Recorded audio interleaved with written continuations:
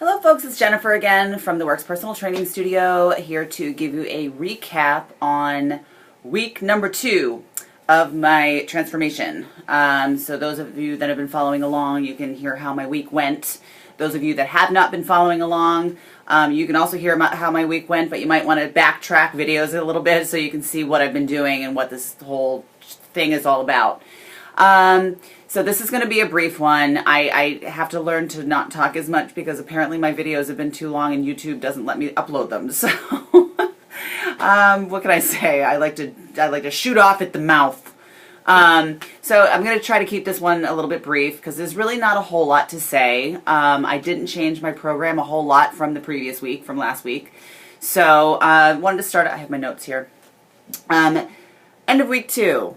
I had on slate to do 4 days of cardio, 3 days of lifting. That all happened. Actually, the 4th day of cardio and the 3rd day of lifting is happening right after this video.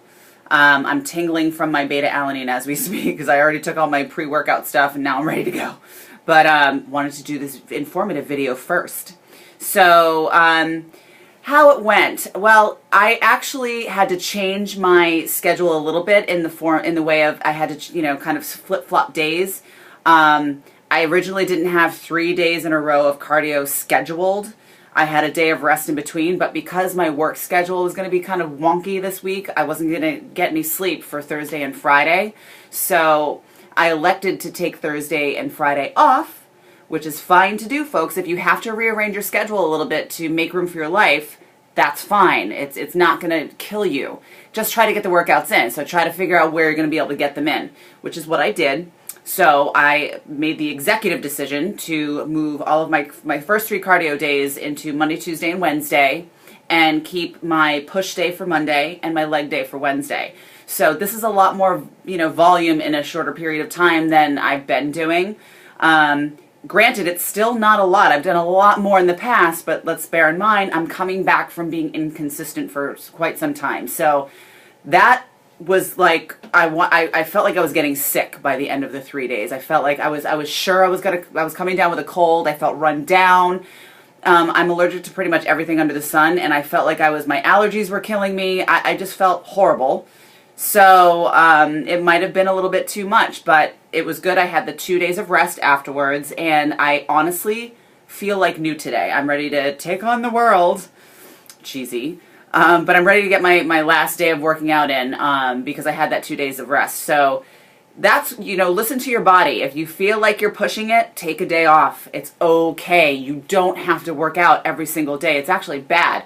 If you try to push through those, there are instances where you kind of have to push through some things, but when you're just starting out, you're not getting ready for an event, you're just trying to get back into the swing of things, and you're trying to be healthy, listen to your body. Don't push through times when you feel like your body is breaking down. Take a day or 2 off. My magic number is 2 days in a row off, and that was always when I was competing as well, when I was doing like a lot more working out than I am now. Seasoned workout people that are watching my process here, they're probably like, is she kidding me? 3 days in a row of cardio, 30 minutes of HIIT, and she's breaking down? It's silly. But anyway, that's what's happening. So my magic number before when I was competing was always take 2 days in a row off if I started to feel run down or like I was catching something, or and I would always feel like new afterwards. Your body just needs to rest sometimes, so don't be afraid of rest. Let's see. So yeah, Thursday and Friday was great. Today I am planning on doing my pull workout and my final cardio workout, which I plan on doing 20 to 30 minutes of HIIT training on the treadmill. So jogging for probably 2 minutes at 5.2, and then sprinting. Again, I'm just starting back out. Don't judge. Sprinting at about 6.5. It's almost like, I'm almost embarrassed to say that, but it's fine. It's where I'm at. And I get a good workout from that right now. Will that be the case in another month? Probably not. I'll probably be able to do more, but right now that's what I can do. And I ain't mad. I'm proud. So there's that. So that'll be about 20 to 30 minutes of that. Now my diet. I tend to get hungry at night, so right now I'm having 3 carb meals, as I explained last week in the last video. So I try to save my last carb meal for my evening meal. It helps me get through the day knowing I have that at the end of the day, and whatever gets you through, you find your coping mechanisms. That's what helps me get through my day. So with that said, I always try to time my workouts so that, I can still time my carbs and it still makes sense. So I have my carbs for breakfast, post-workout, and then post-workout, which is usually my dinner. And if my dinner happens directly after my workout, then the meal before my workout has carbs in it. So meals that are acceptable, in my opinion, and it works well for our clientele, dieting people down this way, is having your starchy carbs for breakfast. Your body needs them. Either before and right after you work out, your body is using them, or post-workout and post-workout. Those, your body is still running, provided you're working out intensely, your body is still using carbs for a few hours after that post-workout meal, so you can still benefit from the nutrient uptake window, so to speak. So that's what my carb intake looked like, and it really, really worked for me. One thing that I worked on last week was getting my fats a little bit lower. I tend to really, really like fats. That's another thing that I do for the end of the day. I'm like, yay, I get to have fats at the end of the day. It was taking me way over my fat intake. I'm squatting in a chair again, so much better. My feet are going numb. So that was something that I worked on this past week, was keeping my fats lower, which meant I had to pretty much cut out that fat serving from my last meal, which sucked, because one of my favorite last meals to have, as if it's like my last meal of my life, I have my protein oatmeal pancakes with a whopping tablespoon of peanut butter on top. It's like one of my favorite things ever, but had to cut that out, and it's okay. I'm still alive. It didn't kill me. I've been keeping to a 40-40-20 macro profile, which means 40% of my carbs, 40% of my protein, 40% of my calories come from carbs, 40% of my calories come from proteins, and 20% of my calories come from fats.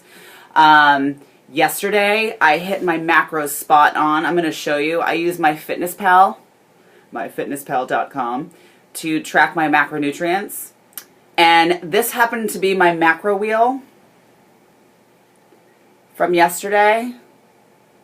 Woot woot. 40%, 39, and 21.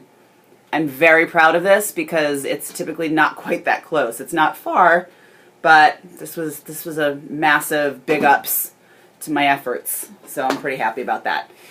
Okay, so I'm going to go get my last workout in. I'm going to be coming back to you tomorrow to let you know what I plan on doing for next week. I think I'm going to switch things up next week. I didn't get as sore and feel like I didn't get as sore this week from my workouts, and I felt like I really could be doing more. So I think it's time to step it up, but you'll have to stay tuned for what I decide to do. And I'll bring that to you tomorrow. So I hope everybody has a wonderful weekend. Again, if you have any questions or if you want me to talk about anything, just leave it in the comment box, or you can email me through the website, theworkspersonaltraining.com. If you're looking for training and you're in the New York metro area, we have a studio in Chelsea, downtown Manhattan, on 19th between 6th and 7th. So you can contact us. We have about 5 other trainers here that are all trained in my style. So, again, I hate saying my style because it's just basic physiology. But they're trained to do things that I think make sense. Let's put it that way. Yeah, so give us a call, send us an email, let us know if you want some help, and we will help you. All right, so until next time, have a beautiful Saturday, and I will see you all soon. Mwah!